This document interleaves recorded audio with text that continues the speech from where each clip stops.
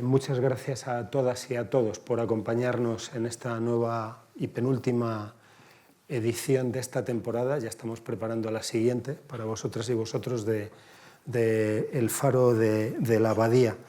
Como suelo hacer, me permitiréis que lea de algún modo la presentación de unas palabras que presentan o que quieren presentar las intenciones de este ciclo para ponernos en contexto.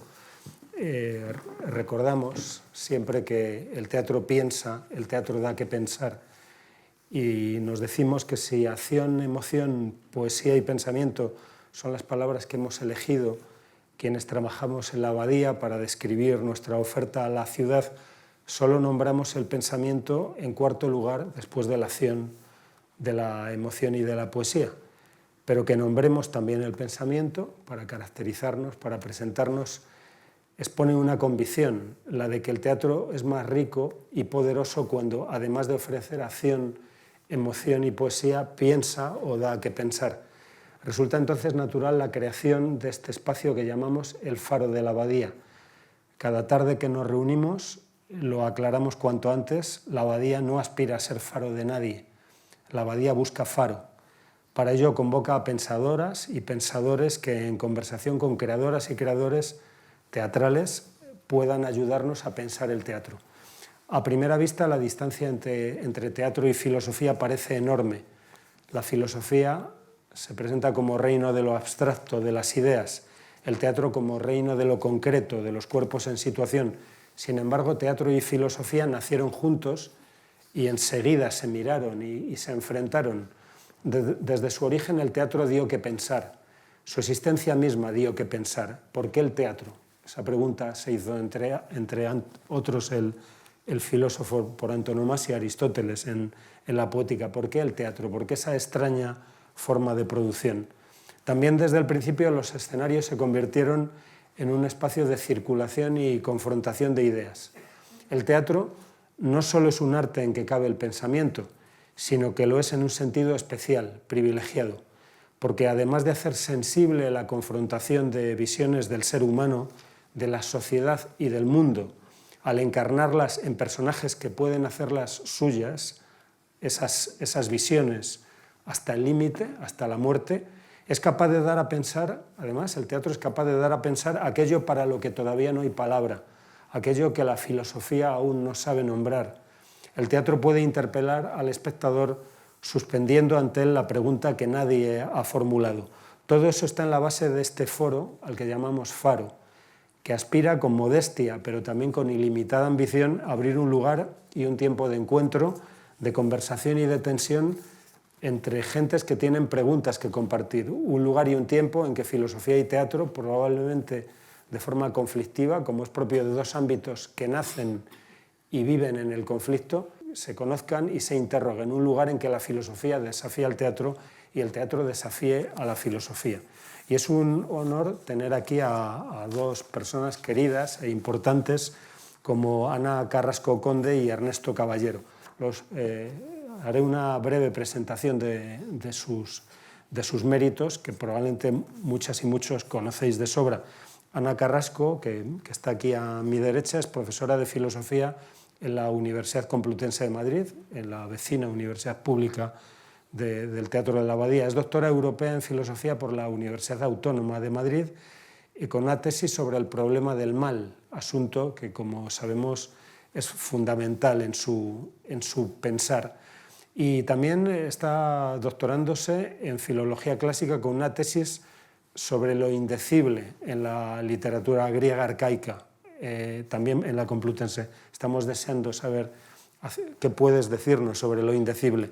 Se formó en la... Está en blanco, sí, quizás sea una tesis una tesis silente, ¿no? Se formó en la Autónoma y completó sus estudios en París y también en Alemania, en Múnich. Sus inquietudes filosóficas, sabéis quienes la conocéis, se centran en lo que podríamos llamar el lado oscuro, en el mal, en el malestar, en el terror. Está trabajando también en lo siniestro, en lo más difícil de digerir, en el dolor, en la muerte, en la desesperanza. Se ha propuesto entender el mal. Y también ha dedicado parte de su trabajo a revisitar figuras míticas como Casandra, Medea y la Gorgona. De hecho, sobre la Gorgona acaba de entregar un libro al Círculo de Bellas Artes que muy pronto podremos leer. E intenta entender cómo el lenguaje puede ocuparse de dar cuenta de aquello que nos deja sin palabras. Cómo hablar de lo que nos deja sin palabras precisamente por su gravedad. Es premio de investigación Julián Sáenz del Río y premio Eugenio Trías de ensayo en el 2020. Ha sido profesora e investigadora invitada en universidades europeas, americanas y asiáticas, y entre sus libros, todos recomendables, están Infierno horizontal, La limpidez del mal, Presencias irreales y Decir el mal. Y su último libro es La muerte en común, sobre la dimensión intersubjetiva del morir. Como he mencionado, en este año aparecerá su libro sobre el ultraje en el mundo antiguo. El título es El cuerpo de la Gorgona, y además ha coordinado distintas publicaciones de autoría colectiva, y entre ellos quiero mencionar el que ha editado junto a una persona que ha estado también con nosotros en el Faro de la Abadía, Nuria Sánchez Madrid, La ironía romántica. Y por otro lado, acaso la conozcáis como colaboradora en distintos medios de comunicación y de información.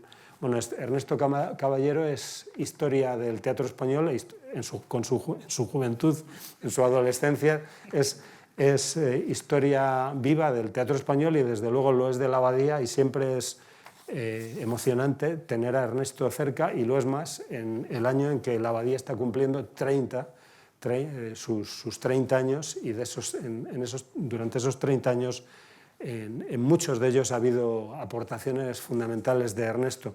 Sabéis que es uno de nuestros más importantes dramaturgos, uno de nuestros más importantes directores de escena, pero además, quizá esto sea menos conocido a algunas y algunos, es un importante pedagogo, lo ha sido en la RESAD, en la Escuela Superior de Arte Dramático de Madrid, y en otros ámbitos, y además ha trabajado como gestor cultural, entre otros lugares, nada menos que en el Centro Dramático Nacional, del que fue director entre el 2012 y el 2019. Y actualmente codirige, junto a Karina Garantiba, que nos acompaña, el proyecto Teatro Urgente, una plataforma artística en la que precisamente el pensamiento es central y aparece de forma central en su discurso.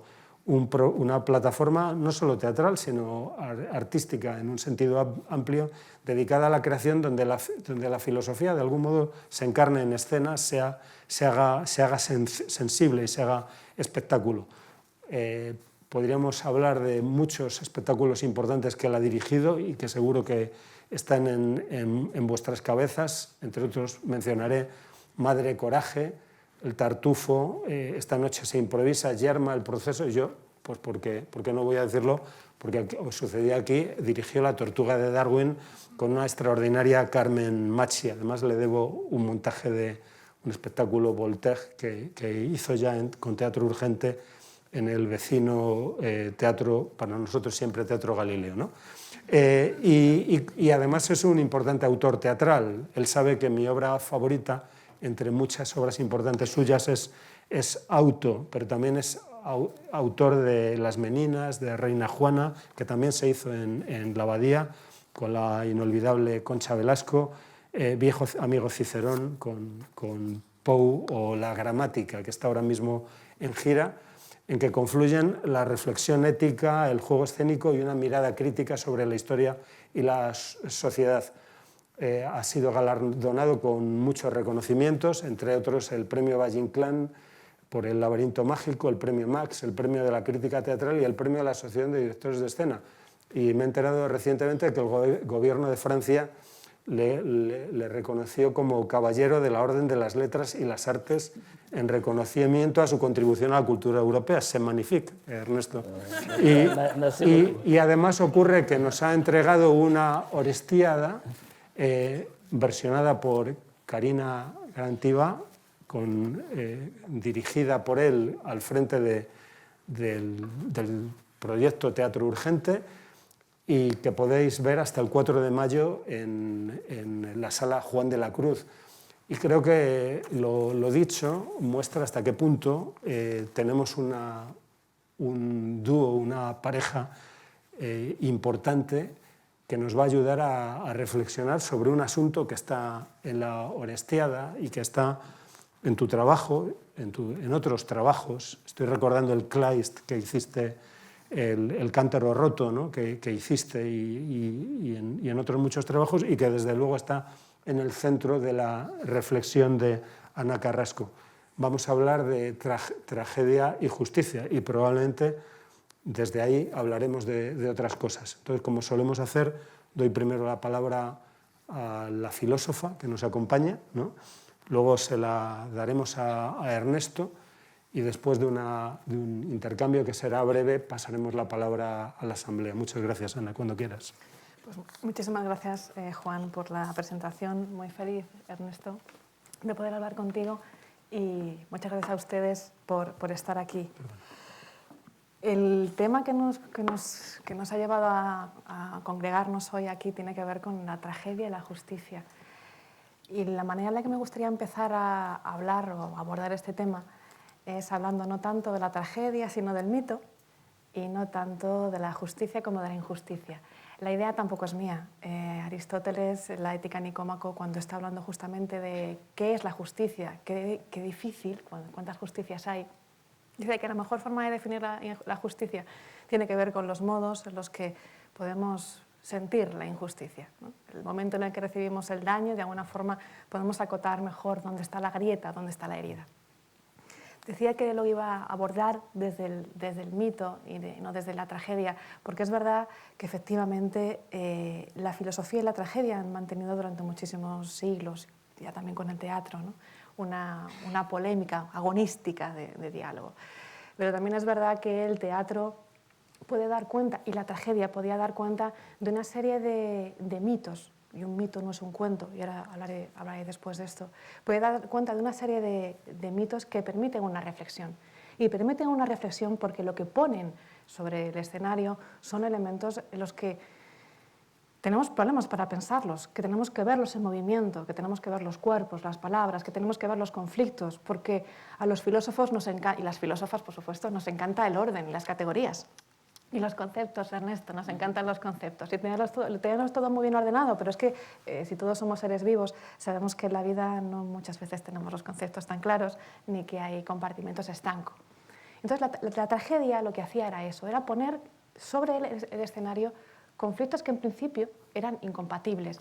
Y es lo que sucede un poco en la Orestiada, ¿no? Porque en la Orestiada, tranquilos ustedes, no les voy a, ¿cómo se dice?, a hacer spoiler, pero en la Orestiada sí que hay un conflicto del que luego hablaremos, ¿no? Es un conflicto que tenía que ver con unas leyes no escritas, con unas leyes que estaban sobre todo alimentadas por una justicia arcaica, por un modo de relacionarse basado en clanes, en las que la justicia, entendido como una forma de reparación, no venía propiciado por una justicia general o colectiva, sino que se centraba sobre todo en los elementos familiares, en los clanes familiares, ¿no?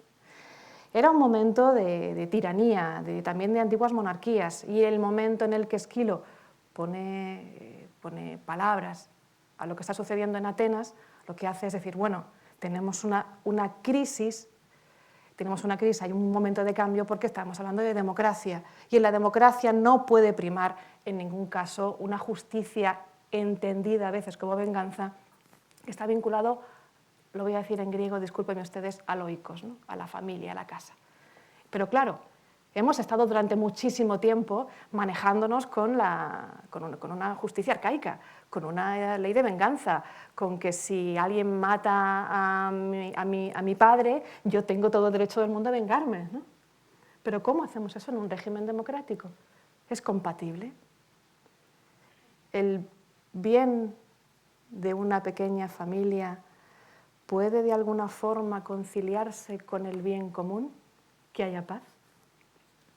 Este es el mito que está presentando Esquilo, y lo interesante del mito, que se representa en esa tragedia es que plantea un mitologema. Tendría que decir el palabroncio, ¿no? Mitologema. ¿Qué es un mitologema? Bueno, un mitologema es un patrón recurrente, algo que aparece en todas las culturas y que está manifestando algo que sucede siempre, que no hemos dejado atrás. ¿Por qué tiene relevancia la tragedia? ¿Por qué tiene relevancia que hablemos de Clitemnestra, o de Casandra, o de Orestes, o de Antígona? Que ya saben ustedes que los filósofos tenemos mucha tendencia a hablar de Antígona. Porque lo que dan cuenta es de un patrón recurrente. Luego voy a hablar de ese patrón recurrente. Vamos a la otra parte que les decía, la parte de la injusticia. Es Aristóteles quien habla precisamente de que la justicia se tiene que definir desde la injusticia. Y a mí esta parte me interesaba, porque como a mí me interesa el mal, pues yo me voy a la injusticia corriendo, ¿no? Hay una filósofa, aunque a ella no le gustaría que le llamaran filósofa, y no estoy hablando de Hannah Arendt, aunque era contemporánea, que se llama Judith Sklar, ¿no? Y tiene un par de obras que murió muy joven, y tiene dos obras que son bastante interesantes. Uno es El liberalismo del miedo, y otro es Los rostros de la injusticia. Y Judith Sklar tiene una reflexión que me parecía muy relevante para entender por qué es importante recuperar los mitos, por qué es importante intentar pensarnos desde mitos que parece que son muy antiguos y que no tienen que ver con nosotros, porque sí. Sklar dice que estamos muy preocupados, o hemos estado muy preocupados, por intentar establecer estados tremendamente justos, en un ideal de justicia, de hacer leyes que muchas veces identifican, sin pensamiento crítico, la justicia con la legalidad.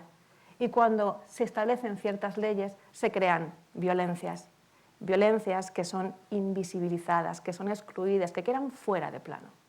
Y esto me parecía interesante. Porque claro, lo que dice Sklar es que entonces la justicia, o pensar un Estado justo, no tendría que ver tanto con un ideal que tenemos que conseguir, sino con darnos cuenta de las injusticias del presente.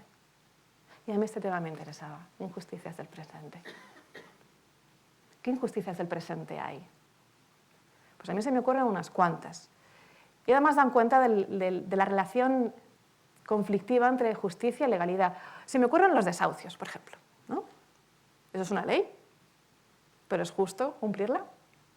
Los que son defensores del positivismo jurídico dirán que sí, que una ley, aunque sea mala, es una ley y hay que seguirla. Pero claro, estamos ante una ley que genera daño. ¿Qué hacemos con los afectados por los desahucios?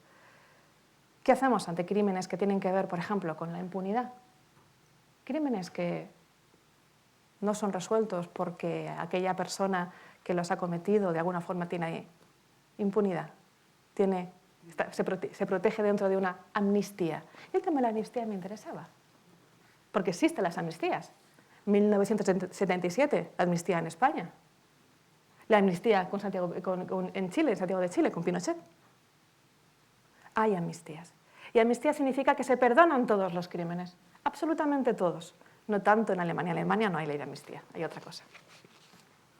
Y este tema que es de hoy es de lo que nos habla la Orestiada. Porque lo que parece que son justamente dos elementos, una justicia muy antigua, muy arcaica, vinculada a las leyes de la sangre, les decía antes, y lo he simplificado mucho, luego lo voy a hacer un poquito más complejo, que tenía que ver con las leyes de la sangre, que tenía que ver con la venganza, les decía antes, venganza, esto es tremendo, el tema de la venganza. Frente a una justicia que está propiciada por el areópago ateniense ante la emergencia de la democracia, se supondría, si tenemos un poco en cuenta ese libro de las revoluciones científicas de Thomas Kuhn y lo aplicamos a la justicia, que un modelo supera a otro. Entonces las leyes estas de la sangre, las leyes no escritas, las deberíamos derogar con facilidad porque el siguiente modelo es mejor. Y es esto lo que pasa en la Orestiada. Y es esto lo que pasa hoy, y no en el teatro, sino en la vida. Lo que pasa es que hay leyes que son injustas, leyes que generan violencias, leyes que generan exclusiones, que lo que nos hacen pensar es que hay elementos que son de muy difícil conjunción, de muy difícil diálogo, pero que se dan al mismo tiempo, y en el mismo sentido. El mitologema que les comentaba antes, y tenía que ver con la Orestiada, les decía, ahora voy a volver sobre eso, tiene que ver con, les decía antes, el mito de Orestes. Voy a detenerme un momento en este mito. ¿Qué es lo que sucede? Voy a partir de la idea de que algunos de ustedes quizá no sepan nada de la historia de los Tantálidas o de la casa Átrida, que es toda la saga de la familia. Si ustedes todos lo conocen, discúlpenme por haber sido demasiado prudente al respecto. En la saga de los Tantálidas, que se llama así porque su origen remite a Tántalo. Tántalo, el que bebía agua y intentaba beber agua y no podía, que es uno de los castigos del infierno de Dante, ¿no? Tántalo lo que hace es supuestamente ofrecer, bueno, supuestamente no, lo hace, sacrifica a su hijo Pélope, lo cocina para que los dioses se lo coman. Y los dioses le parece una auténtica aberración eso que está haciendo y entonces, bueno, pues lo condenan y salvan a Pélope. Pélope tiene a su vez otros dos hijos, que son Atreo y Tiestes. Ahí tienen la saga Tantálida, ¿no? o los Átridas. Tienen Atreo y Tiestes. Atreo y Tiestes son interesantes por lo siguiente, porque si Tántalo representa esa idea de un mito, que es un mito tema porque Tántalo representa la imagen de una persona que representa lo humano y que por mucho que intente puede no cumplir sus objetivos, aquellos que están a simple vista, en Atreo y Tiestes encontramos un conflicto de ambición entre hermanos y de venganza. Atreo y Tiestes quieren a toda costa el trono. Y lo que hacen, bueno, son expulsados de su ciudad, se van, lo diré, a... ¿Dónde se van? A Micenas, ¿no? Bueno, da cuando se vayan. Se van a Micenas, se van a esta polis e intentan cubrir el trono de esa ciudad. Como tienen mucha conflictividad, Atreo lo que decide es cocinar a los hijos de Tiestes y dárselos de comer. Tiestes no sabe lo que está haciendo y se come a sus hijos. Claro, una vez que hace eso, Tiestes maldice la casa de Atreo. Atreo es el padre de Agamenón y Menelao. Tiestes, una vez que ya ha comido a sus hijos, pero se ha ido, tiene otro hijo más en secreto que es Egisto. Y aquí los tenemos ya. Agamenón, Menelao y Egisto. Agamenón está con la maldición de Tántalo, con la maldición de Tiestes a la espalda, una maldición que además va a ser todavía más sangrienta. Hay un momento del Agamenón de Esquilo, y también aparece en la Orestiada, en la que Casandra, al entrar en la casa, no deja de gritar: aquí hay sangre, veo los cuerpos, veo los trozos, veo lo que ha sucedido aquí. Y aparte de eso, Agamenón también lo que hace es sacrificar a su hija Ifigenia. El motivo por el cual Clitemnestra, que yace en adulterio con Egisto, asesina a Agamenón, porque lo asesina y él se destripa la historia, tiene que ver con este asesinato. Porque es verdad que dentro de la legalidad vigente, Agamenón sacrifica a Ifigenia para poder llegar a Troya y así poder vencer a los troyanos. Pero también es cierto que Clitemnestra, en ese diálogo en Agamenón, dice: mataste a mi primer esposo, me violaste, arrancaste de mi pecho a mi hijo recién nacido y le reventaste el cráneo contra el suelo, y has matado a mi hija Ifigenia. Pues ¿cómo no te voy a matar? ¿No? ¿Cómo no te voy a matar? ¿Cómo no le va a matar? Hombre, no, dentro de la justicia democrática están los jueces, ¿no? Habrá un juicio. Es pura venganza, tiene que ver con una reparación, tiene que ver con una reparación de la sangre, tiene que ver con la idea de impunidad. Si Clitemnestra no mata a Agamenón por haber matado a su hijo, a su primer marido, y a Ifigenia, ¿quién va a dar cumplimiento a la justicia? Se lo digo yo, nadie. Nadie. Y es esto lo que crispa a Clitemnestra, la impunidad. Vamos un momento al tiempo presente. ¿Esto no es lo que sucede también? ¿Que hay crímenes que son cometidos con total impunidad y la ley no protege? Y se dan cuenta, son personajes tema, son mitologemas que se van reproduciendo, que se van repitiendo en la historia.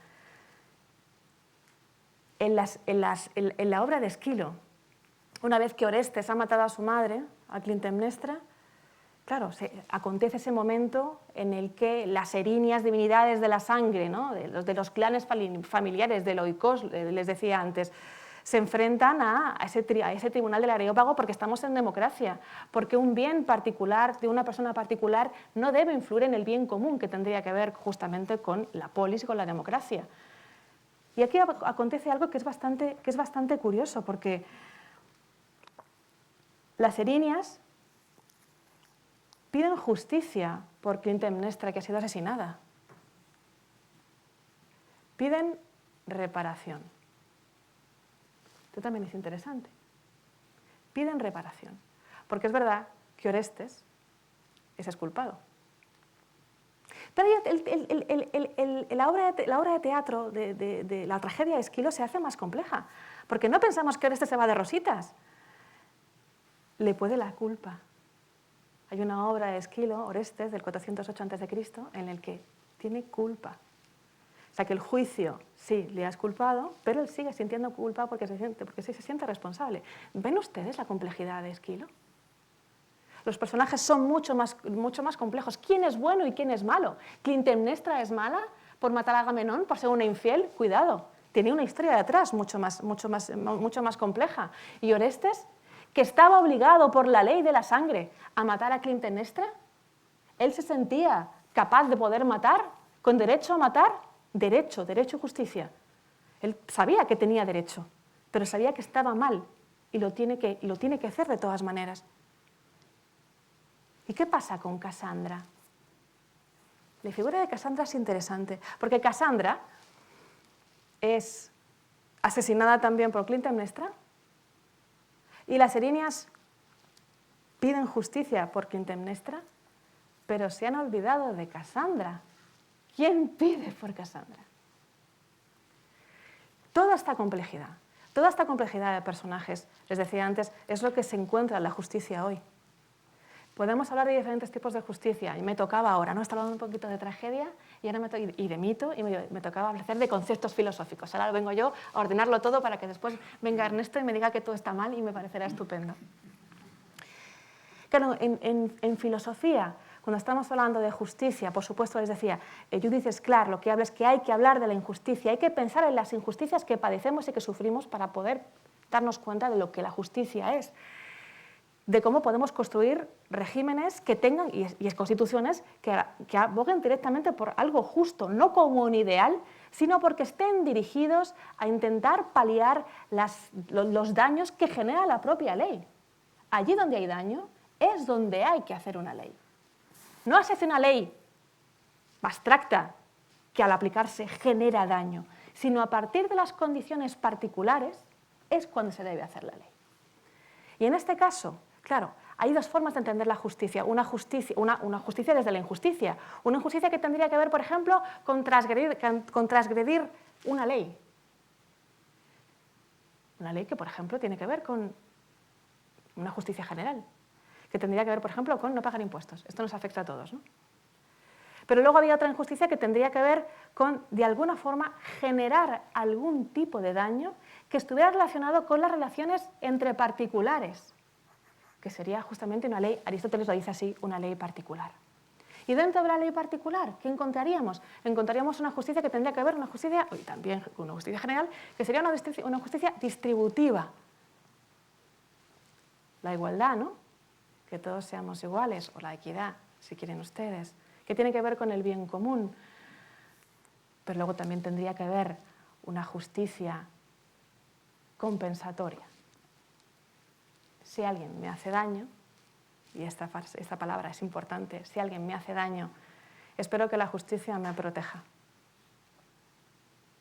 Vámonos a Sclar otra vez, vámonos a las amnistías. y vámonos a los desalojos, ¿no?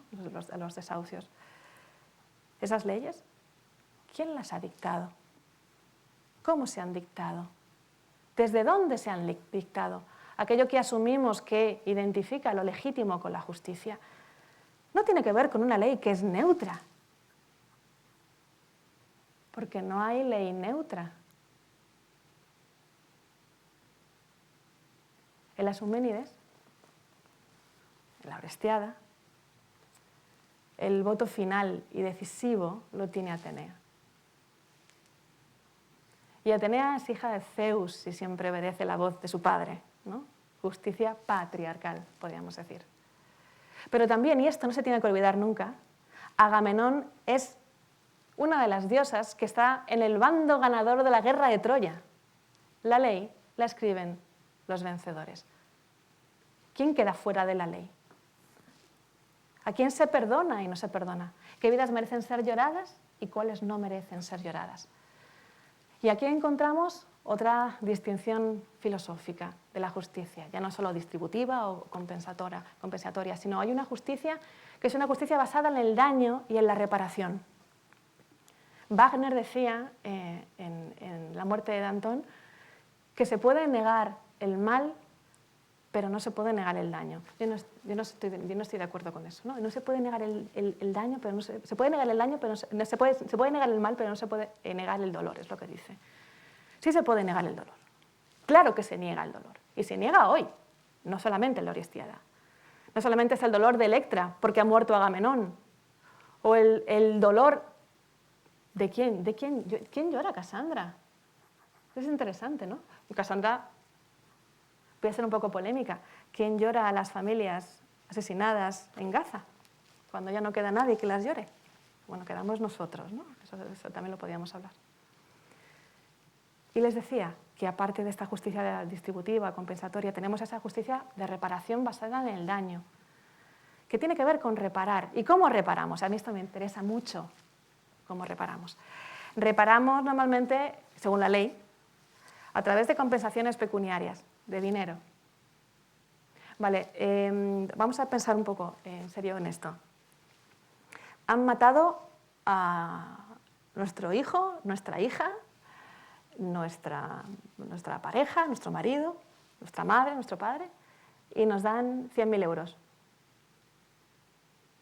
¿Eso repara el daño? Eso no repara el daño. ¿Se han dado ustedes cuenta que también hemos identificado cierta forma de justicia con una forma de reparación? Y si lo grave del caso es que puede haber justicia, pero lo que no puede haber es reparación, que lo único que puede haber es reconocimiento del daño, ¿qué es eso lo que nos estamos jugando? Esta justicia transicional está basada en 4 elementos. Uno es la restitución, intentar restituir. Implica la restauración de derechos que en principio se han quitado. Otro es la indemnización, que se pretende resarcir económicamente los daños sufridos, en lo económico, en lo físico y en lo moral. Otro de los elementos de esta justicia tendría que ver con la rehabilitación, que tendría que ver con elaborar medidas que garanticen servicios legales ante víctimas. Y otro, y este me parece muy interesante, la garantía de no repetición, donde se exige un cese de hostilidades, una plena divulgación y verdad sobre los hechos, disculpas oficiales por parte de los ofensores, búsqueda de los desaparecidos, búsquedas en fosas comunes, por ejemplo, y de restos de personas fallecidas, junto con la aplicación de sentencias judiciales y administrativas dirigidas hacia los perpetradores. Vámonos a Esquilo. ¿Hay una garantía de no repetición? ¿Hay un reconocimiento del crimen? ¿Hay un reconocimiento del dolor y del daño? Ahí están las erinias. Nos recuerdan que sí. Y esto es lo interesante de la obra, que une el pasado con el presente, que tiene que ver con esa concepción de justicia, de cómo tenemos que repensar la justicia. Y es precisamente el hecho de que aunque Orestes es exculpado, sigue existiendo matricidio. Sigue aceptándose el matricidio. ¿Se dan ustedes cuenta que evolucionado era Esquilo con respecto a nosotros? Porque nosotros en nuestra época hay crímenes que no reconocemos, que no es reconocimiento. Y eso es una cosa que se tenía muy clara.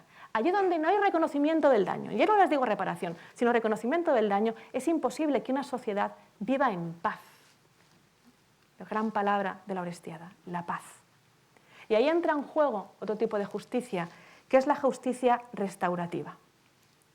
La justicia restaurativa es aquella que entiende que la persona que ha sido víctima de un daño o de un ultraje no es una persona extranjera, no es una persona que debamos sacar fuera de la legalidad. Les decía antes, ¿quién habla de la muerte de Casandra, por ejemplo? ¿Quién habla de los asesinados en la franja de Gaza? Claro, la justicia retributiva lo que hace es reconocer, otra vez reconocimiento, que la persona que ha sido ultrajada forma parte de la comunidad, de tal manera que la abraza de nuevo. Esta es la restauración tal y como la entendemos. De forma que la armonía social solo puede ser conseguida a través del reconocimiento, les decía antes, y del despliegue de una memoria colectiva. El mito no es un cuento. Y esto es lo que me interesa. El cuento, me van a permitir que saque a colación esta formación romántica, ¿no?, de la que he trabajado muchos años. El mito no es un cuento. Un cuento, permítanme que les cuente un cuento. Érase una vez, había una vez. Era algo excepcional, porque ocurrió una vez.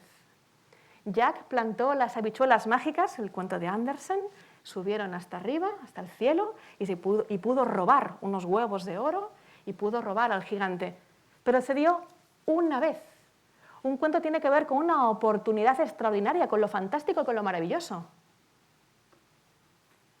Pero no legitima nada. ¿Y el mito? ¿Qué hace el mito? El mito no fue una vez.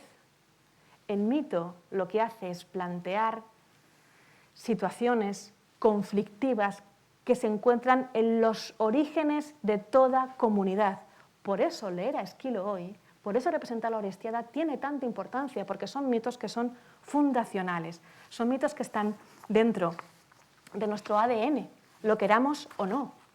La importancia que tiene leer a Esquilo hoy o recorrer este tipo de mitos que parecen muy antiguos es que nos sitúan en un punto ciego. ¿Y un punto ciego por qué puede ser ciego? Muchas veces el punto ciego tiene que ver con que estás tan cerca que no lo ves, porque estás sentado en él, porque estamos viviendo en él. Y la distancia justamente que puede proporcionar el mito es darnos cuenta de cuál es ese fundamento. Un mito refuerza muchas veces la cohesión social y justifica. Darnos cuenta de cuáles son las líneas fundamentales de la justicia en la que nosotros nos asentamos, si es retributiva, si es transicional, si nos estamos basando en una justicia compensatoria, una justicia general basada en el bien común, nos permite entendernos también, ¿no? El mito, a diferencia del cuento, el cuento extraña, ¿no? Sí, las habichuelas mágicas de Jack, decía antes. ¿Y el mito qué hace? El mito entraña, el mito va a las entrañas. Y para terminar estos minutos, que espero que no se les hayan hecho muy pesados, quiero leer una parte de la obra de la Orestiada, que les recomiendo mucho que vean. Y dice lo siguiente. Estos mitos nos incomodan a todos. Cuesta quitárselos de encima. Están llenos de verdades incómodas. Atenea diciendo: yo siempre velaré por la voluntad de mi padre, justicia patriarcal. Crímenes que no van a ser, como se dice, ajusticiados, en los que va a haber impunidad. Y finalmente, y ahora con esto termino, también cita del texto de la Orestiada. ¿Qué tiempo es este? Si es el tiempo en el que Troya ha caído, es un tiempo de venganza.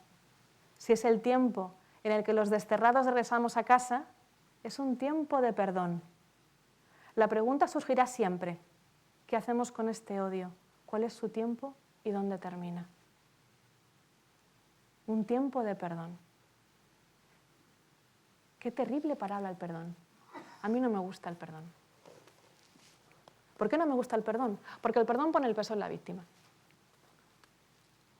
¿Puede haber perdón donde no hay reconocimiento? ¿Donde no hay reintegración? Muchas gracias.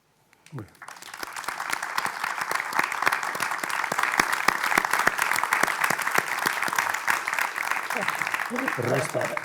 Bueno, ahora toca descender. Claro, esto es vamos a ver, es una oportunidad única de dialogar. El diálogo, como bien sabes, Ana, tiene una raíz, es dia, que es a través, y logos, ¿no? La palabra, a través de la palabra. Es decir, el diálogo es un lugar, un espacio donde nos podemos encontrar y a partir de ese encuentro podemos transformarnos. Esto es lo que inventa Esquilo. Esquilo, como saben, es el inventor de ese otro personaje que es el antagonista. Yo muchas veces cuando pienso en el gran invento, porque la tragedia es un invento, es una invención, ¿no? Hay muchas teorías al respecto, pero es realmente un momento epifánico, de la misma manera que en el Renacimiento unos pintores de pronto descubren la técnica de la perspectiva, pues en la Grecia antigua se inventa una cosa que se llama el diálogo. Y esa cosa que se llama el diálogo es ya de por sí una vía de conocimiento, como lo es el mito. El mito es, por recoger algunas cuestiones que has planteado. El mito, a diferencia del cuento, no explica nada. El mito no explica, el mito revela. Y revela de la misma manera que lo hace la poesía. Lo hace por su dimensión simbólica, por su dimensión poética, por su dimensión atemporal. El mito se sitúa fuera del tiempo. Y con los mitos es con lo que trabajamos las gentes de teatro. Trabajamos precisamente con ese elemento. En esa pretensión, el mito de la justicia que aparece en Esquilo trasciende su momento, su lugar, y nos habla de la instalación de la justicia o de cómo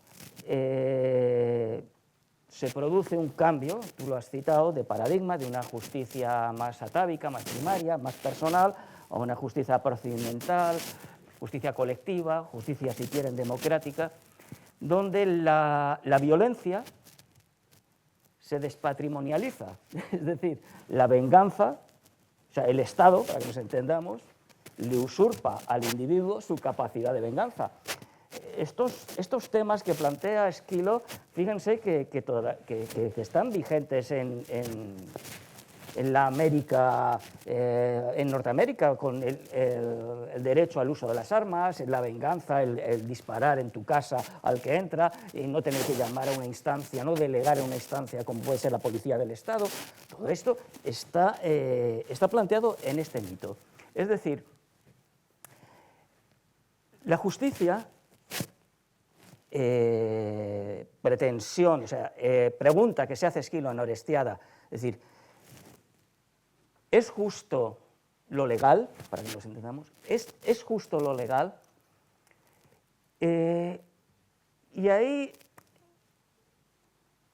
nos encontramos con esa idea de la justicia está muy emparentada con otro concepto que es el de la verdad. Y nosotros, claro, cuando digo nosotros, que a lo mejor es muy ufano decir nosotros, los del teatro, pero es verdad que en el teatro yo creo que ya desde nuestros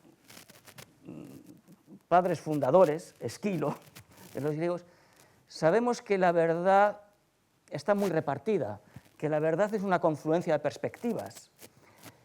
Y en ese sentido, la tragedia se erige como una, no sé si alternativa a la filosofía, pero es un camino diferente a las bases fundacionales de la filosofía, que busca la verdad, que pretende encontrar una explicación racional o no racional. La tragedia no va por ahí. La tragedia se queda en el interrogante, la tragedia se queda en la ambigüedad, la tragedia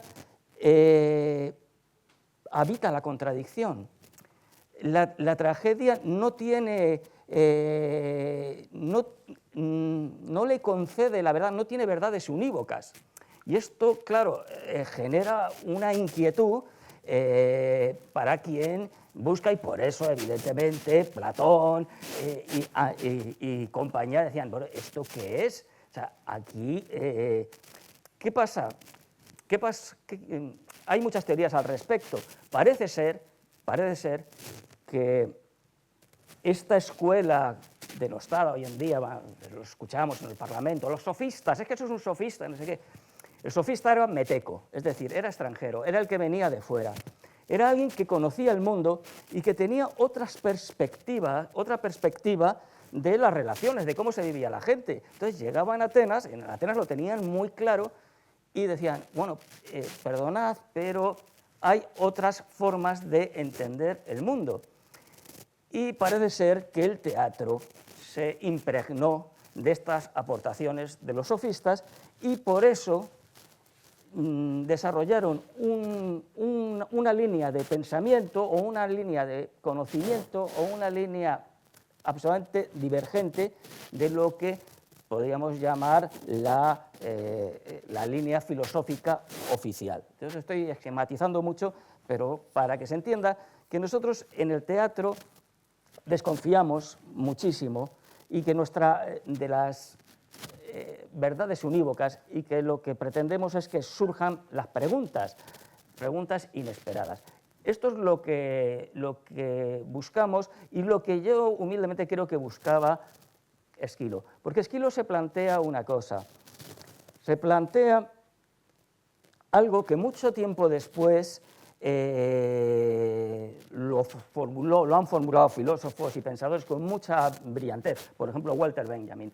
Walter Benjamin dice, un nuevo ordenamiento jurídico, legal, está asociado, o sea, deviene de una violencia. Y él establecía dos violencias, la violencia fundacional y la violencia que debe mantener ese ordenamiento jurídico. La violencia fundacional, en el caso de la Orestallada, es clarísimo. Es Atenea, que desciende, Deus ex machina, y dice, se acabó, a partir de hoy habrá juicio, a partir de hoy se escucharán a las dos partes, a partir de hoy habrá un procedimiento que atemperará la ley del talión. Bien, hasta ahí es algo además que está muy asociado, que Esquilo de alguna manera lo suscribe, y que está muy asociado, evidentemente, con el asentamiento del sistema democrático ateniense. Ahora bien, también dice Esquilo, y se encuentra con un problema, dice, ¿qué hacemos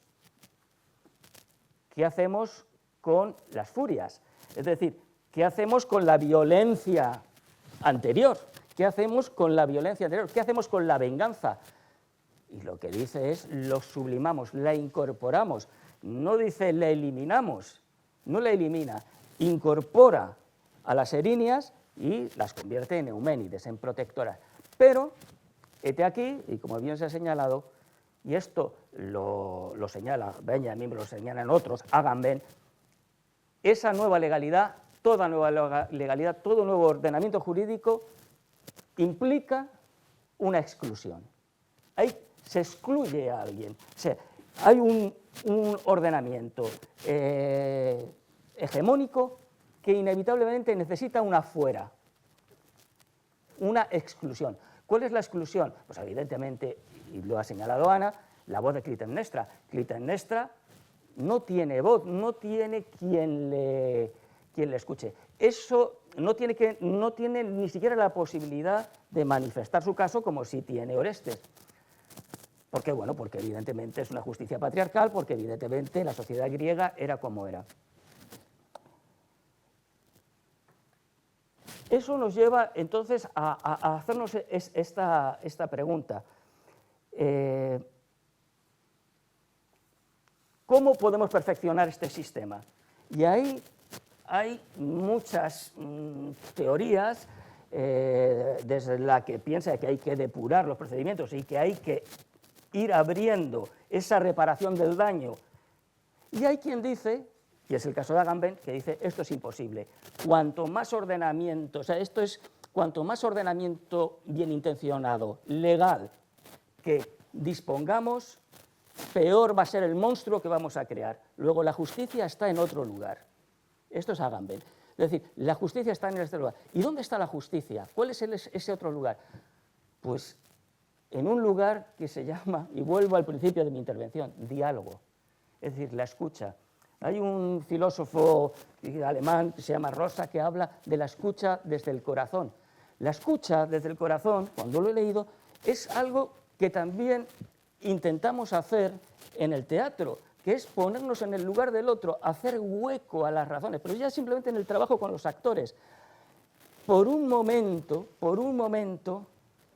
comprender, entender, estar en el otro. Porque, como bien dice Ana en su magnífico libro Decir el mal, que lo subtitula porque comprender no es justificar, la comprensión profunda es el único camino. Y en ese sentido, sí creo que el teatro nos lo ha enseñado desde la primera obra, de las primeras obras que conocemos, que es Los persas. Fíjense ustedes cómo Esquilo, combatiente contra los persas, escribe una obra dándole voz al vencido. Esto, yo antes lo comentaba, que supe hace poco que Esquilo había sido procesado por revelar secretos de los misterios eleusiacos. Es que esto, para mí, es de una... para lo que era la época, para la sociedad de la época, me parece absolutamente revolucionario.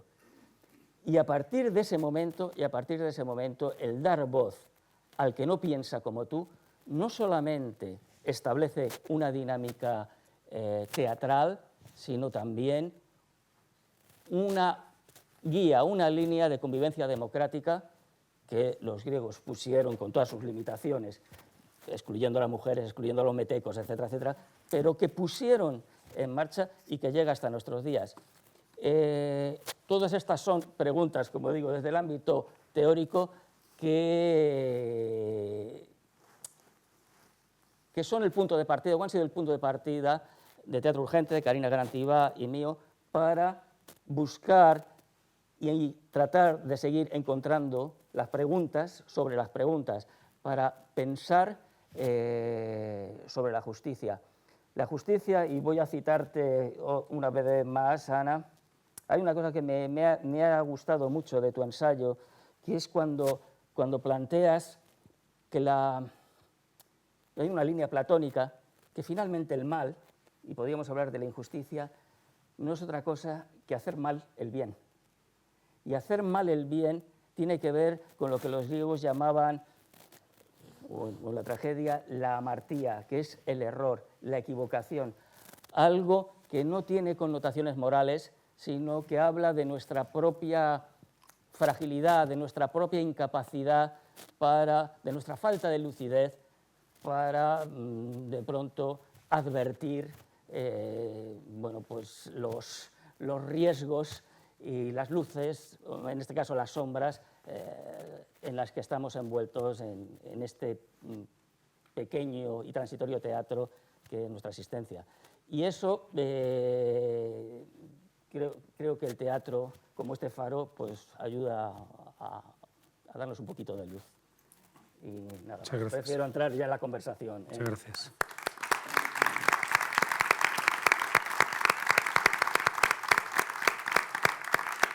Muy bien, sí, muy bien. Muchas gracias. Habéis dicho cosas sin duda muy importantes y habéis planteado preguntas muy interpelantes. Quizá queréis hacer algún comentario cada uno a lo que el otro ha presentado, y si no es así, vamos directamente a la asamblea. ¿Querrías decir algo? Sí, a mí me gustaría, hablando de diálogo, sí me gustaría comentar alguna de las cosas que has dicho. Hablando del diálogo, hay una cosa que sí que te quería decir, y es que cuando rastreas un poco la etimología de la palabra justicia, en griego dike, significa equilibrio. De ahí una reminiscencia sería la estatua de la justicia que tiene, la justicia es ciega, ¿no? Y entonces está la balanza. Me parece interesante esa imagen de la justicia ciega y del equilibrio, porque en el fondo tiene que ver con lo que tú has mencionado. Cuando no ves, escuchas.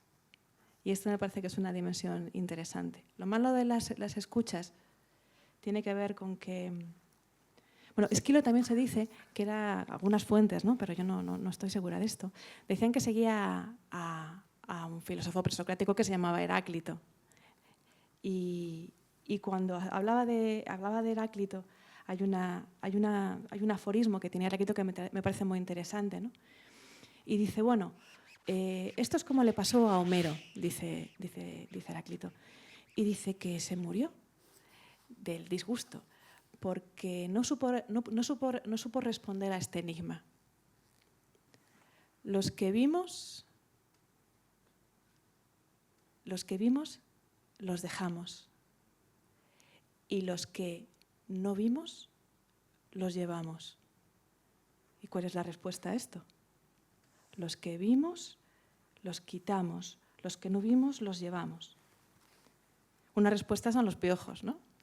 Los que quitas, los dejas. Los que no ves, pues los llevas. Pero hay otra lectura. Los prejuicios. Y esto es interesante, porque muchas veces escuchas con los prejuicios. Y esto me parece interesante, ¿no? Y parte de la... Yo creo que hay algo importante que tú has mencionado, que es verdad que sucede en el teatro, que sucede de forma muy eminente en la Orestiada, es que los personajes son tremendamente complejos, porque es como somos los seres humanos. Los seres humanos estamos atravesados de contradicciones todo el tiempo, y negarlo es negar la condición humana. Y me parece muy interesante porque en el teatro justamente se pone de manifiesto eso. Ya no es una persona a la que juzgamos porque ha matado a alguien, sino que en la escena vemos cuál es su historia, de dónde viene todo eso, y aprendemos a escuchar. Y me parece que es una dimensión muy, muy interesante que has utilizado, ¿no? que has mencionado. Sobre todo también teniendo en cuenta que, claro, hablabas de la jamartía, ¿no? del error, del saber del error. Pero es que para aprender de los errores también tienes que reconocer tus prejuicios, porque lo que sucede muchas veces en la justicia es que pensamos que tenemos la ley de nuestra mano, no escuchamos a los demás y tampoco somos conscientes de las equivocaciones que cometemos con esas leyes. Sí, bueno, es que al hilo, en esta conversación, al hilo de lo que comentas, hay un término griego que conoces de sobra, que es el de fármacon. El fármacon. El fármacon es un término fascinante porque es ambivalente, porque, como saben ustedes, es la cura y veneno a la vez. Se utilizaba en los santuarios de Asclepio, donde el teatro, por ejemplo, en el templo de Asclepio, el teatro estaba al lado, es decir, formaba parte casi como de un spa o de un centro de salud integral, donde el cuerpo, claro, esta separación de ahora, pues esto no existía, ¿no? Entonces, los males del espíritu, los humores, los buenos o malos humores, o sea, la línea entre la mente y el cuerpo para los griegos no existía como existe para nosotros. Entonces, en ese sentido, el teatro era un elemento terapéutico, como el propio Aristóteles enuncia. Aristóteles era un hombre que sabía de mucha medicina y dice, esto es para purgar las emociones. Entonces, ¿y cómo se hace? Pues como se hacían las curas en los templos de Asclepio, mediante el fármaco, es decir, utilizando la farmacopea, utilizando en la dosis justa y necesaria ese veneno que podía ser curativo. El teatro es eso. Y la justicia también puede ser un fármaco. Puede tener, la justicia democrática, puede tener ese lugar que rescata a gente como Habermas, y puede ser ese otro lugar, como plantea Agamben, de sometimiento y digamos, tiene una visión mucho más pesimista en ese sentido en cuanto al ordenamiento jurídico. Hay otro término, y ya para cerrar el tema y ya para dar motivo al reflexión, que es el de la catarsis. Digo, el de la crisis, perdón. La crisis también era un momento en el que el médico decidía, la salvación, la cura o la muerte del paciente en su momento. Ese era el momento de la crisis. Y esto tiene que ver mucho también con esas decisiones finales en el teatro, en donde siempre estamos en el filo de la navaja, podemos salvar o salvarnos, o también podemos condenarnos. Y esto, con respecto a lo que comentas de los prejuicios, es inevitable, evidentemente. El prejuicio es el bagaje con el que uno acude, y previamente en el teatro, una de las funciones del teatro es suspender esas creencias con las que uno viene, eso que se llamaba, tú me dirás o me correrás, la epoqué, esa la suspensión del juicio. Y creo que eso es terapéutico personal y socialmente. Es decir, la función que cumple, más allá del entretenimiento, etcétera, para mí el teatro es lograr esa epoqué, ese lugar donde uno deja en el perchero los prejuicios y está dispuesto a arrostrar visiones que en un momento dado cuestionen las propias certezas o las propias creencias, porque las creencias uno está instalado y son muy difíciles, son raíces, pero el teatro puede lograr esto, o por lo menos yo creo que esa es una de sus principales funciones. Muy bien, sí, habéis dicho, como decía, cosas muy importantes e interesantes que seguro que van a tener algún eco en algunas de las personas que nos acompañan. Quizá haya alguien que quiera hacer una pregunta, un comentario, una sugerencia. ¿Alguien tiene algún comentario, alguna pregunta? Seguro que sí la hay.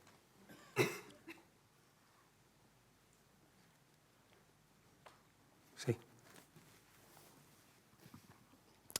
Hola, sí, yo lo estaba leyendo recientemente, pero es un libro ya un poco antiguo, de final del siglo pasado, pero quizá no tan antiguo como Esquilo, que es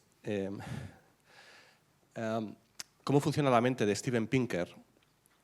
Y entonces yo creo que él trata un poco este tema de justicia más personal comparado con justicia más institucional, y hacía alguna elucubración, análisis que me parecía interesante. Habéis mencionado Estados Unidos. Él decía que en Estados Unidos hay diferencia de carácter entre el sur y el norte. En el sur hay un sentido más de honor y de venganza, todavía hoy en día. Y bueno, una posible explicación, decía él, es que en el sur era al principio una sociedad más de pastores, y en el norte venían no sé si los del sur al principio venían de Escocia, que era una sociedad más de pastores, en el norte venían más de Inglaterra, que era una sociedad ya más agrícola, donde se habían establecido instituciones ya antes. Y entonces decía que se hacía una diferencia en cuanto a bueno, la justicia es personal en tanto en cuanto no haya instituciones como la policía o los jueces que eviten que seas tú personalmente o tu familia el que ejerza eso. Sí, y por ejemplo ponía un ejemplo que incluso hoy en día, aunque en comportamiento externo no se distingue mucho una persona del sur que una persona del norte, hacían un experimento en el cual tenían que pasar en un pasillo universitario, tenían que pasar, había alguien allí puesto como sentado, de tal forma que era un sitio estrecho y rozabas a esta persona, y esta persona te decía algo, te hacía un pequeño insulto, ¿no? Y entonces después medían, no sé si era el colesterol o algo de este tipo, y las personas del sur, aunque no habían reaccionado, tenían el colesterol mucho más alto que las personas del norte, aunque en otro tipo de comportamientos era difícil ver quién era del sur y quién era del norte.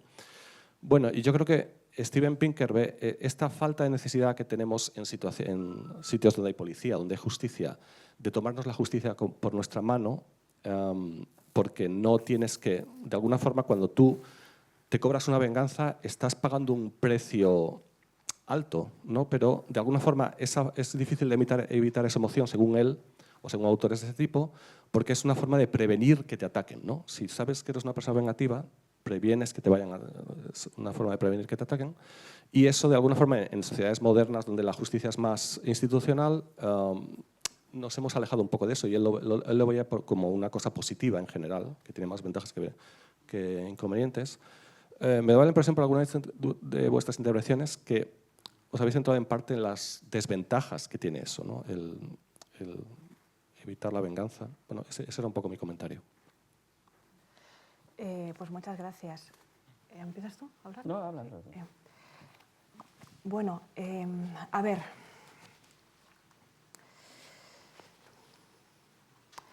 Lo que pasa en Esquilo y la justicia que se está puesta de manifiesto, yo he hecho referencia algunas veces, pero no he profundizado en ello, es que no es venganza.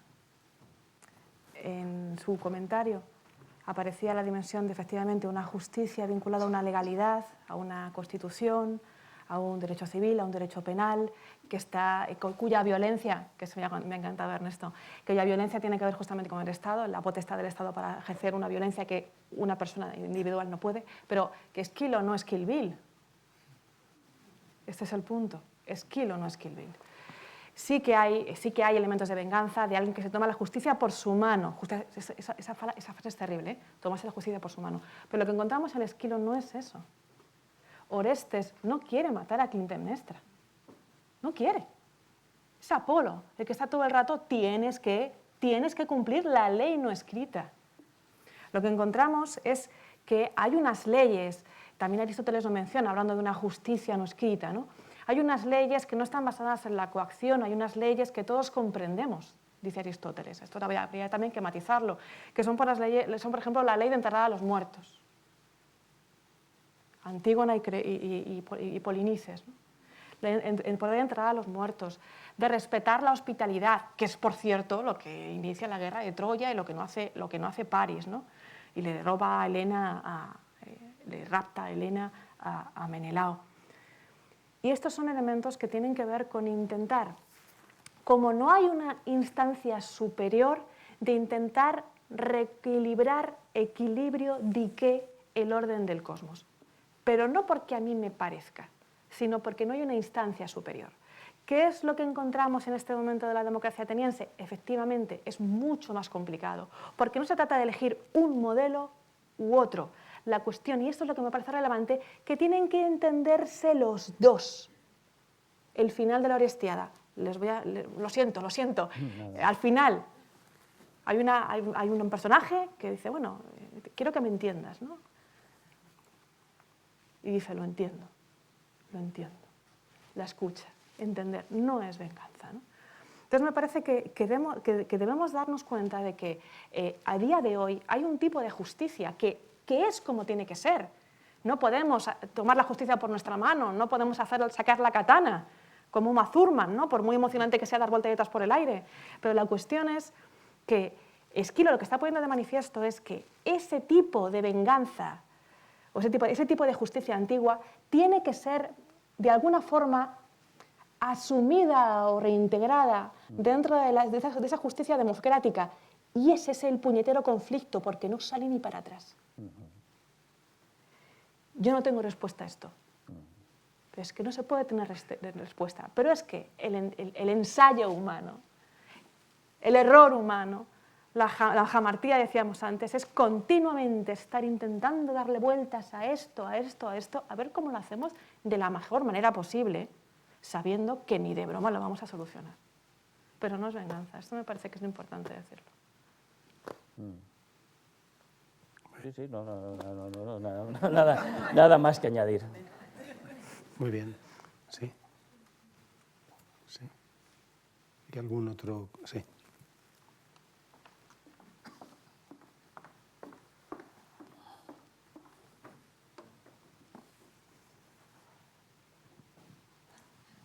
Hola, buenas tardes. Hace unos días salió un artículo en El País que, bueno, que simplemente lo miré por arriba, pero que me llamó la atención, que consideraba que la justicia no era memoria, sino la verdadera justicia era paz, la paz, en ese aspecto. Y sí que, bueno, lo miré por encima, pero sí que me está haciendo pensar. Es decir, no tanto la memoria, sino el concepto de paz, que es más elevado. ¿Qué opináis de ello? No sé si leeríais el artículo, no soy experto en ello. No. C'est un tour, mon chevalier. No, yo bueno, sí, yo creo que es el estado un poco de armonía que ya nos señalaban los antiguos filósofos. Es decir, la injusticia es una anomalía y el conflicto, la guerra, pues evidentemente es parte de una situación injusta. Y claro que la paz es el lugar al que debe conducir la justicia. Lo que pasa es que, como bien señalas, eso es un camino complicado que solo pasa, lo dicen, yo estoy pensando en perdón la digresión, pero creo que tiene que ver. Estoy pensando que en todos los planes de paz, con la guerrilla, Colombia, en el conflicto de Oriente Medio, decimos que Orestes, la pregunta, vamos a ver, la gran diferencia de Orestes con respecto a Agamenón es que Orestes es un personaje que representa, hasta nuestros días, la gran versión de la Orestiada de la modernidad se llama Hamlet, la escribió un señor que se llamaba Shakespeare. La gran versión de la Orestiada es Hamlet. Y ahí ya representa, pero Esquilo ya nos presenta un héroe moderno. Es la primera vez, y vuelvo a decir que resulta asombroso, que sobre un escenario, en vez de salir el rapsoda, salir el héroe, etc., sale una persona que dice que no sabe qué hacer. Sale una persona que vive en una incertidumbre absoluta. Sale alguien que dice, el Dios me ha dicho esto, pero es que si no lo hago, todavía peor. Pero es que además hay unas leyes implícitas que dicen que tengo que vengarme porque esto de toda la vida ha sido así. La costumbre, la ley de la costumbre, la fuerza de la costumbre. Claro, y ese es el personaje de nuestro tiempo. Porque la gran pregunta de Orestes es ¿qué debo hacer? Y la gran pregunta de Orestes, y la culpa y las furias no es otra cosa que la culpa que le lacera. Y Apolo hoy en día son las condiciones sociales, las condiciones económicas. Yo soy muy aficionado a ver, no sé, tenemos una morbosidad también de esta sobre el mal, pero ver muchos documentales sobre asesinos, estos en serie, estos que salen ahora mismo en el Netflix, y todos, pero incluso quienes les hacen el reportaje dicen, no, pero es que tuvo una infancia tremenda, sufrió malos tratos, fue violado, no sé qué, no sé cuánto. O sea, todos, absolutamente todos. Es decir, mataron porque estaban legitimados, en este caso, y esto sí que es un paradigma, por la educación tremenda en la violencia, etcétera, etcétera, etcétera. Eso no deja de ser también un paradigma. Igual que el de Orestes, ese también es un Apolo. Como me han maltratado, como he vivido tal, cuidado, Cuidado, hoy, este artículo no lo he leído, pero sí he leído hoy una entrevista en El Mundo fantástica, que estoy deseando leer el próximo ensayo de Pascal Bruckner, que viene, además tiene un título un poco humorístico, dice así como La víctima, el héroe de nuestro tiempo. La víctima, el héroe de nuestro tiempo. Y es una entrevista muy interesante, porque incluso, antes has señalado galardones del gobierno francés, el gobierno francés ya concede la Legión de Honor, y dice Bruckner, concede la Legión de Honor a las víctimas de Bataclan. Dice, bueno, a las víctimas de Bataclan hay que rendirles homenajes, hay que estar con ellos, con su dolor. Pero la Legión de Honor, tradicionalmente, se concedía a quien había hecho méritos, actos heroicos por la patria. Morir en un desgraciado accidente por estar, por estar en el sitio equivocado es terrible, pero ¿es heroico? Esta es la pregunta, ¿es heroico? Entonces, bueno, quiero decir que Orestes en ese sentido se debate y sí sí tiene esa tentación y finalmente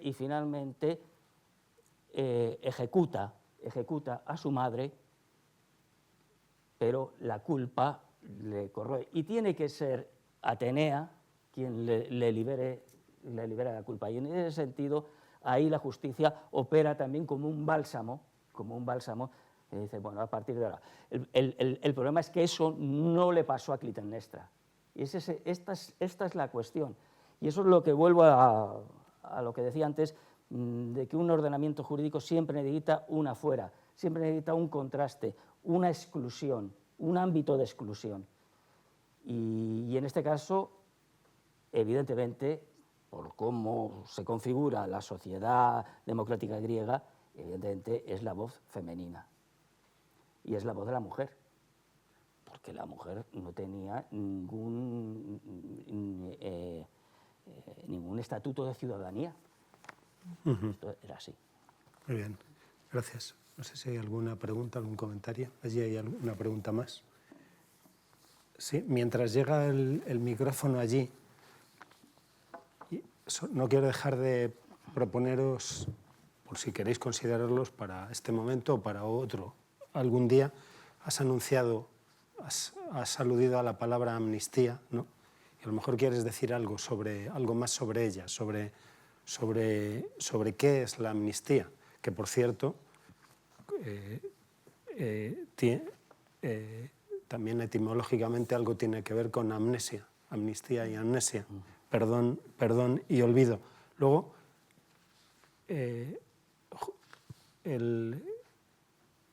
si queréis, podéis decir algo en torno al par justicia y tiempo, ¿no? Bueno, si nos ponemos en un modelo kantiano, la justicia nada tendría que ver con el tiempo, o el tiempo sería completamente acotable. Pero si pensamos en otros órdenes, el tiempo es un factor fundamental en la conversación. Hay delitos que prescriben, hay delitos que el propio paso del tiempo cancela, o que uno ha de decir, ya, esto ahí está, ya no es asunto nuestro. O hay víctimas cuyos ecos cuyos silencios debemos seguir reconociendo, esforzándonos en escuchar. Y luego, por último, se ha mencionado ese gran momento en que el teatro, la primera pieza de literatura dramática que conservamos, Los persas de Esquilo, en que precisamente Esquilo hace el esfuerzo de escuchar o de imaginar las voces de los... Sí, me parece que sin suplantarlas, las voces de los derrotados. Quiero llamar la atención sobre otro momento fundamental del teatro griego, en que también el protagonista es un extranjero, que es Hécuba, ¿no? de Eurípides. Y la menciono por distintas razones. Tú has mencionado a Casandra. Hécuba, como recordáis todos, Hécuba es la madre la madre de Héctor, la madre de Casandra, y también la madre de dos personas que mueren en esa tragedia, Políxena y Polidoro. Y bueno, has mencionado a Hamlet como de algún modo un Orestes moderno. Como os es conocido, Carl Schmitt escribe aquel libro Hamlet o Hécuba, en que de algún modo enfrenta la indecisión de Hamlet, la decisión de Hécuba. Llamo la atención sobre ella, que Hécuba merecería otro faro, pero llamo la atención sobre este hecho.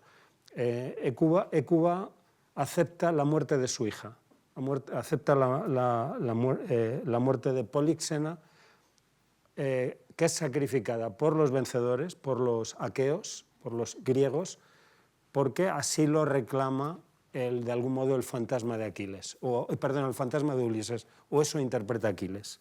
Y entonces Hécuba acepta eso, pero sin embargo no acepta la muerte de Polidoro. Es el otro hijo que muere y no la acepta porque a Polidoro lo ha matado un hombre que ha violado la hospitalidad de vida, porque Príamo, el esposo de Hécuba, lo entregó a Polimestor, entregó al más pequeño de sus hijos, y con una cantidad de oro y demás, y Polimestor lo mata, ¿no?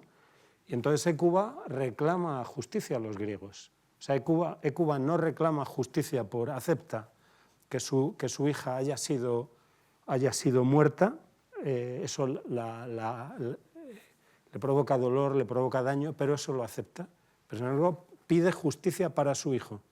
Y como Agamenón no se la ofrece, de algún modo Hécuba le dice, bueno, vale, tú no me vas a dar justicia, pero entonces mira para otro lado que yo me encargo, ¿no? Entonces ella lleva con engaño a la tienda de las vencidas, que está en la playa de Troya y demás, y allí de una forma horrible hieren a Polimestor, le arrancan los ojos y matan a sus hijos, ¿no? Bueno, me parece muy interesante el personaje en este ámbito, cómo acepta como legítimo una muerte que le produce enorme dolor, pero para otra reclama justicia y se la reclama, digamos, al Estado, al poder, a quienes han vencido, a quienes han ganado, pero como vosotros no me lo dais, al menos dejadme que lo haga yo, y Agamenón lo hace. O sea, de algún modo dice, bueno, vamos a mirar hacia otro lado. Bueno, si algún día queréis hablar sobre esto, pero quizá sea demasiado pediros a las 9 de la noche, y lo que sí os pido es que escuchéis esta última pregunta de nuestra compañera. Gracias. Hola. A ver, yo vi la obra hace un par de días y un poco desde la más profunda ignorancia, ¿no? Pero me pareció muy curioso como que al final el matricidio estaba justificado, era hasta cierto punto justo, porque los hijos no pertenecían a la madre, sino que la madre era como una especie de íncubo, de paso, ¿no? O sea, el origen era el germen, el semen, ¿no? De los padres y las madres eran como una incubadora, básicamente, ¿no? Y esto, o sea, me pareció un poco contradictorio con la idea de, o sea, como esta pertenencia a una tierra, que es lo que da identidad, sobre todo en el mundo griego, cuando parte de una... Como lo peor en términos de justicia que te puede pasar es ser excluido o exiliado de tu propia tierra, ¿no? Y entonces todos estos mitos en los que... mitos fundacionales en los que la tierra germina y entonces ahí es donde se asientan determinados pueblos precisamente porque han conseguido que de la tierra salga sangre, salga lo que sea, ¿no? Entonces, claro, yo cuando leía este tipo de mitos fundacionales, no sé si quizás es algo que yo he atribuido, pero claro, yo le atribuía una cierta feminidad a esa noción de tierra que digo, luego ha derivado en las nociones de madre patria, etc. que también me parecía como un poco contradictorio con toda la idea de la antigua Grecia de lo femenino como aquello lo otro, como aquello exiliado, como aquello no ciudadano, como tal. Entonces, claro, yo decía, aquí hay como una, desde mi ignorancia contextual probablemente, ¿no? Pero digo, hay como una contradicción en el mismo contexto griego de entender la tierra como lo identitario, como lo propio, en términos femeninos, hasta donde yo lo entiendo, y también entender que los hijos no son de la madre porque son un simple... ¿no? O sea, como que también en términos de justicia, el matricidio está justificado porque no te pertenece, pero o sea, ¿cómo se dice? La herejía con respecto a la tierra, es que no sé cómo decirlo, la traición a tu propia tierra es como el peor de los males, ¿no? Entonces no entendía, digo, es cosas que son análogas, por así decirlo, de repente son contradictorias. Las nociones de justicia son contrarias completamente. Entonces no sé si tenéis alguna explicación para esto. Mira, lo primero es de que es muy perspicaz tu observación. Mira, todo cuando ponemos en escena, cuando llevamos a escena, cuando interpretamos, realizamos un acto de crítica radical, porque tenemos que estar frase a frase, verso a verso, silencio a silencio, omisión a omisión. Es decir, la crítica que llevamos a cabo los intérpretes sobre los materiales textuales es exhaustiva. Y esa crítica nos llevó, y fundamentalmente le llevó a Carina Garantibá, la versionadora, a detectamos el gran talón de Aquiles de toda la argumentación de Esquilo, que es exactamente la que señalas. Es decir, al final, cuando Orestes le dice a Apolo, defiéndeme, la argumentación de Apolo es muy peregrina para nosotros. Dice, hombre, el hombre es la semilla, la mujer es el campo, la mujer es una mera hospedera y el que engendra es el varón. Pero esto forma parte de eso que se llama cosmovisión, es que se pensaba así. Y esto se tenía...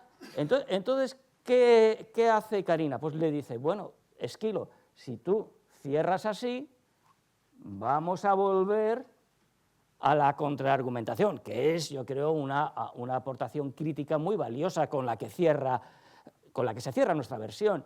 Y es, espera, supongamos que esto es así, vamos, a partir de tus premisas, a pensar que la madre es una medra hospedera, hospitalidad. No es el principio sagrado por antonomasia el de la hospitalidad.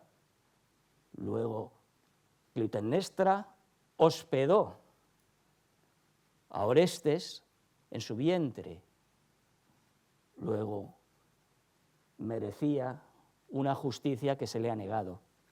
Y esto es cierto que está omitido en Esquilo. Esquilo claramente cierra con ese argumento que, insisto, es un poco, bueno, es un poco para la época, pero luego, es que, bueno, y esto ya no, eso sí quedaría para otro faro, porque a partir de ahí, pensamiento positivo, racionalismo, ilustración, ¿dónde queda?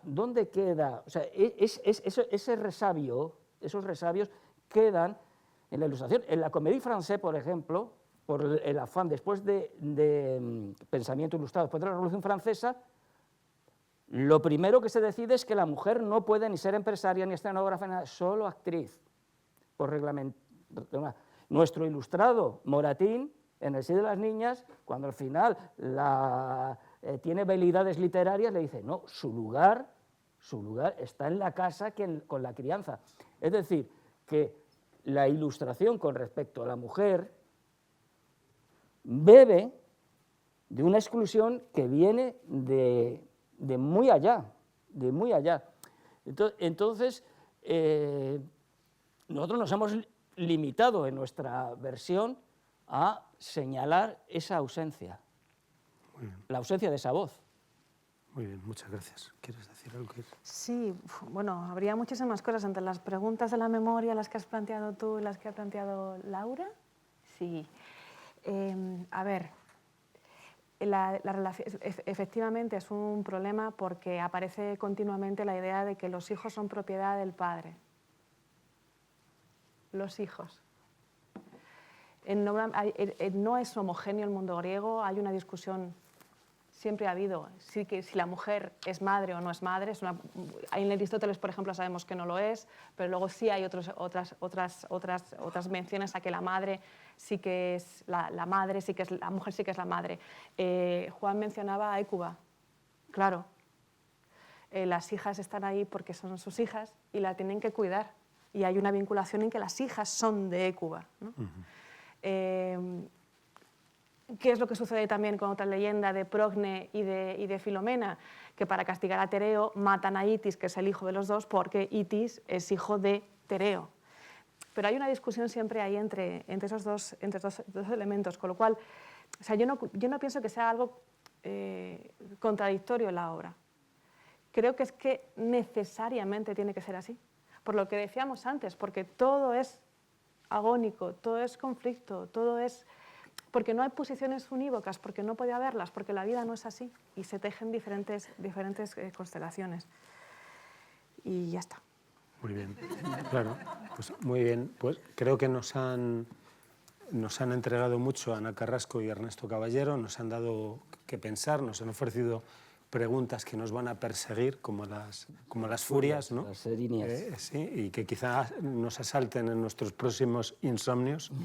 Y creo que han establecido una conversación de gran nivel y de gran hondura, y os agradezco mucho a todas y a todos vuestra buena escucha, vuestra buena compañía y vuestras interesantes preguntas. Y recordad que la Abadía siempre os está esperando. Muchas gracias.